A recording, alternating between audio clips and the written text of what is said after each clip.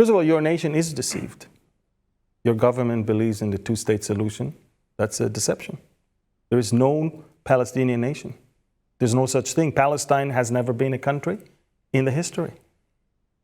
You don't give them back land or back a state. You give up land. You create something out of nothing. But there's never been, ever, in the history of planet Earth. And so to be about two-state solution is to be about the deception. It's deception. I actually posted that on my Telegram, I think yesterday or the day before. They even say that. They say, look, in Arabic, we're going to say to our people, our goal is that Israel will be gone. But to the world, we cannot say that. So what we say to the world is two states. This is phase one in eliminating one of them, okay? But there's no such thing. When God brought Israel back, what did he say? He said, I will take you and I will put you in your land. We're not guests here. This is our land. By the way, our land, not that we came up with. Who gave us this land? God. Remember, last segment, we spoke about the fact that if it was up to the Jews, they would have stayed in Europe or in wherever they were. But God, remember the times, how important it is? There was a time set for them to leave and come back. Time set for Ezekiel to come to motion. And we are the generation that is watching that fig tree coming back to life. Now, you can like it or not, but that's what happens. And I know, and you know, and we all know, there'll never be ever a Palestinian state. It's not biblically. Only nations that are going to come against Israel are nations outside of Israel. Okay? They can fight as much as they want. They will not have a state. Okay?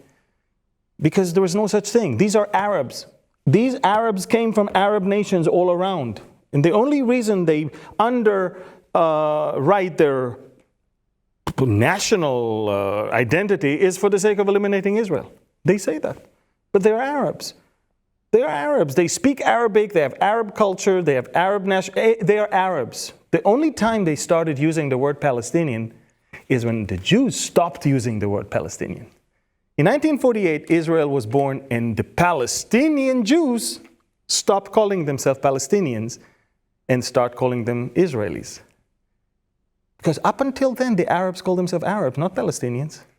It's the Jews who had no choice but called themselves Palestinians because the land was still called Palestine. There was no Israel yet. The minute we stopped calling ourselves Palestinians, they grabbed that name. Suddenly it's theirs. Go back 120 years ago. No Arab here called himself Palestinian. He proudly stated that he's an Arab.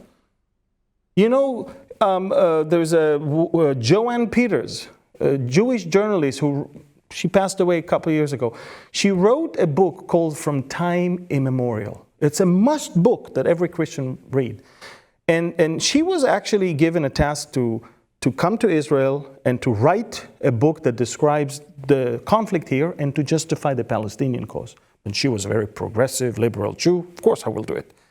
Then she came and she looked at the archive of the UN, the archive of the Turkish Empire, the archive of the British Mandate. She was shocked. Most of the Arabs came after the Jews started returning.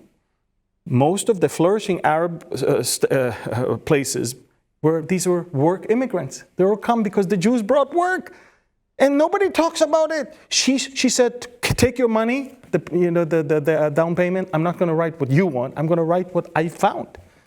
And she wrote the book From Time Immemorial. And she was boycotted, shunned. Of course, they don't want to hear the truth. Alfa.